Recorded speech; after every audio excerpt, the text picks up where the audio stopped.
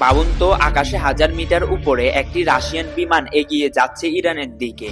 সবকিছুই ছিল স্বাভাবিক, কিন্তু হঠাৎ ইসরায়েলের প্রতিরক্ষা ব্যবস্থা হয়ে উঠল সক্রিয়। রাডারে ধরা পড়ল সেই বিমান, আর শুরু হলো এক অদৃশ্য উত্তেজনা। কি ঘটেছিল সেই মুহূর্তে? এটি কি শুধু একটি ফ্লাইট ছিল, নাকি বড় কোনো সংকেত? সাম্প্রতিক একটি রাশিয়ান বিমান ইরানের আকাশসীমার দিকে অগ্রসর হচ্ছিল। এমন পরিস্থিতিতে মধ্যপ্রাচ্যের একটি গুরুত্বপূর্ণ জায়গা ইসরায়েল তাদের আধুনিক প্রতিরক্ষা ব্যবস্থা সক্রিয় করে ফেলে।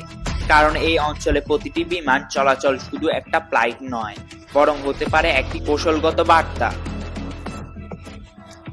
ইসরায়েলের কাছে রয়েছে অত্যাধুনিক প্রযুক্তি, যেমন রাডার, স্যাটেলাইট এবং মিসাইল প্রতিরক্ষা ব্যবস্থা, যার মধ্যে সবচেয়ে পরিচিত হলো আয়রন ডোম। এই সিস্টেম মুহূর্তের মধ্যে আকাশ থেকে যে কোনো বস্তুকে শনাক্ত করতে পারে। রাশিয়ান বিমানটি যখন ইরানের দিকে যাচ্ছিল, তখন ইসরায়েল শুধু তাকিয়ে থাকেনি, বরং প্রতিটি মুহূর্তে নজরে রেখেছে। মধ্যপ্রাচ্য এমন একটি অঞ্চল যেখানে ছোট একটি ঘটনা বড় সংঘর্ষের রূপ নিতে পারে।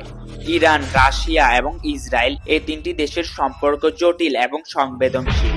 তাই কোনো অজানা বিমান বা গতিবিধি দেখলেই সতর্ক হয়ে ওঠা একদম স্বাভাবিক। সবচেয়ে গুরুত্বপূর্ণ বিষয় হলো এই পুরো ঘটনাটি নিয়ন্ত্রণে রাখা হয়েছে কোনো সংঘর্ষ ছাড়াই।